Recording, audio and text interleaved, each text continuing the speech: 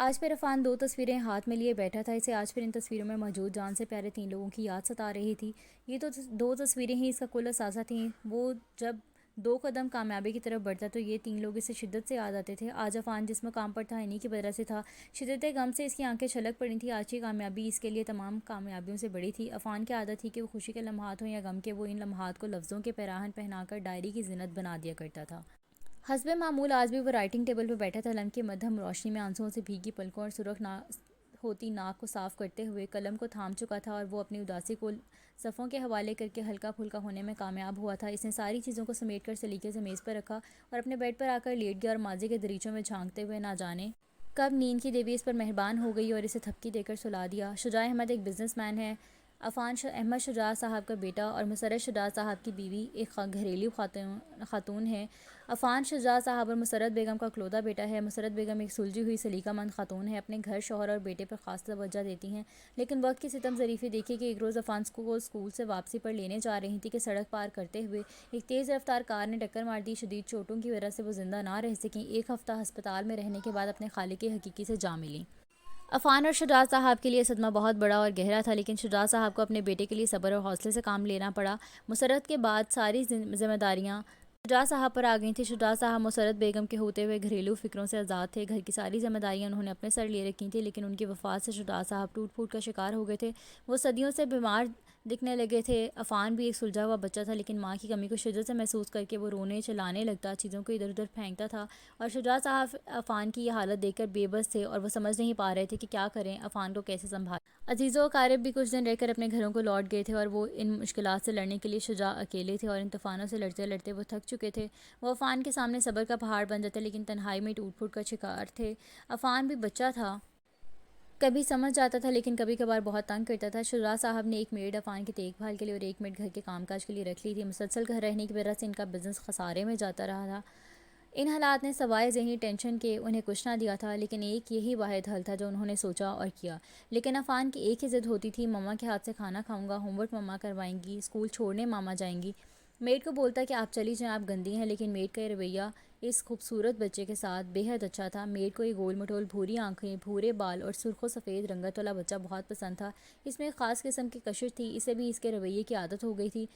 وہ عفان کو بہلانے کی ہر ممکن کوشش کرتی تھیں اور کسی حد تک کامیاب بھی ہو جاتی تھیں۔ عفان نے بھی میڈ کو تنگ کرنا چھوڑ دیا تھا۔ وہ چپ چاپ کھانا کھا لیتا، ہوم ورک کر لیتا، سارے کام روٹین کے مطابق ہو رہے تھے۔ شجاع صاحب بھی کسی حد تک مطمئن ہو چکے تھے۔ عفان صحن کی کیاریوں میں لگے پھولوں کو دیکھتا اور اداس ہو جاتا، جنہیں وہ ہر روز اپنی ماما کے ساتھ مل کر پانی دیتا تھا، لیکن اب تو جیسے پھول مرجھائے مرجھائے اداس تھے۔ صحن کے ایک طرف لگے آم کے بڑے درخت کو دیکھتا تو اس کی بھوری آنکھیں چھلک پڑتی تھیں۔ اس گہرے گھنے درخت پر بے شمار پرندوں نے گھونسلے بنا رکھے تھے، اور عفان ان پرندوں کو پتھر مار مار کر تنگ کیا کرتا تھا، لیکن اس کی ماما نے اسے بڑی خوبصورتی سے وہ حدیث مبارکہ سنائی تھی کہ جب نبی پاک صلی اللہ علیہ وسلم نے دیکھا کہ ایک صحابہ کرام نے گھونسلے میں سے چڑیا کے بچے کو اٹھا لیا ہے اور چڑیاں چوں چوں کر کے ادھر ادھر چکر کاٹ رہی ہے، تو نبی پاک صلی اللہ علیہ وسلم نے فرمایا کہ چڑیا کے بچوں کو واپس رکھو اور جانوروں کو تکلیف دینے سے منع فرمایا۔ عفان کو یہ بات اچھی طرح سے سمجھ بھی آ گئی تھی، حالانکہ وہ چھوٹا بچہ تھا۔ پھر مسرت بیگم نے عفان کے دل میں پرندوں اور جانوروں کا خیال رکھنے کی تاکید کی اور اسے بہت زیادہ سمجھایا۔ یہ کام عفان کی ماما نے اسے عملی طور پر کر کے بھی دکھایا تھا اور سمجھایا بھی۔ انہوں نے پانی کی بوتلیں کاٹ کر پانی سے بھر کر درخت کے ساتھ اور ارد گرد لٹکا دیں۔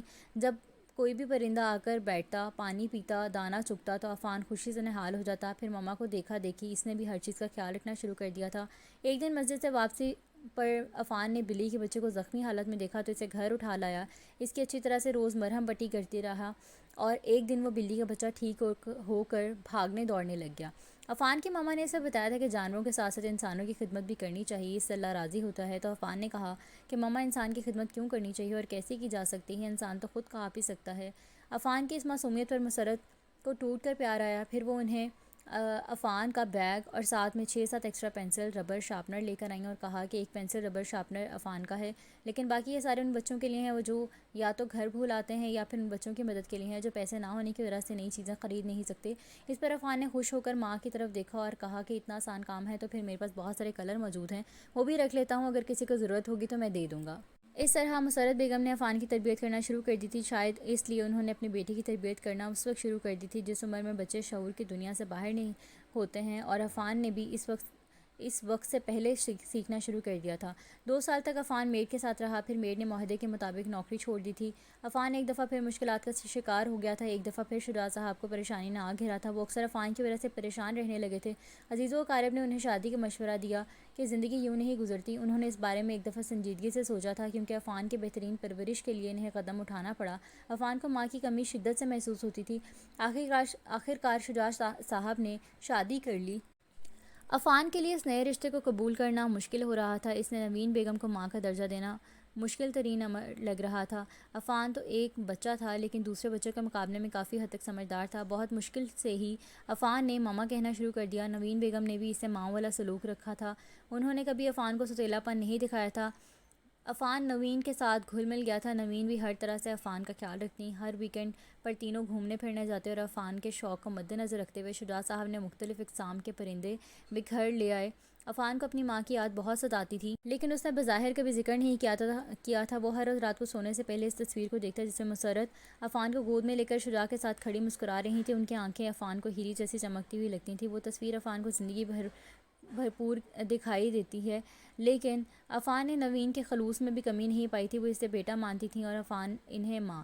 لیکن وقت اور زندگی نے ایک دفعہ پھر عفان کو دراہے پر لا کھڑا کیا تھا۔ جب نوین بیگم کی کوکھ سے 2 جڑواں بچوں عمیر اور عزیز نے جنم لیا، ان کے اندر یہ ڈر کنڈلی مارے بیٹھا تھا کہ عفان کہیں اپنے باپ کی جائیداد کا اکیلا وارث نہ بن بیٹھے اور ان کے بچوں کو وہ حق نہ ملے جو ان کا ہے، اور وہ اسی ڈر کی وجہ سے عفان کے لیے شجاع صاحب کے دل میں بغض ڈالنے لگ گئے۔ پھر آہستہ آہستہ انہوں نے شجاع صاحب کو اس بات پر اکسانا شروع کر دیا کہ وہ عفان کو کسی مدرسے میں چھوڑ آئیں تاکہ وہ دینی تعلیم حاصل کر سکے۔ دنیاوی تعلیم میں رکھا ہی کیا ہے۔ شجاع صاحب ایک دن پریشان ہو گئے کیونکہ نوین کا اصرار بڑھتا جا رہا تھا۔ شجاع نے ایک مدرسے میں عفان کا داخلہ کروا دیا اور وہ حفظ کرنے لگ گیا۔ زندگی ایک دفعہ پھر اپنے ڈگر پر چل رہی تھی۔ عفان نے 15 پارے حفظ کر لیے تھے۔ وہ مہینے بعد گھر آتا۔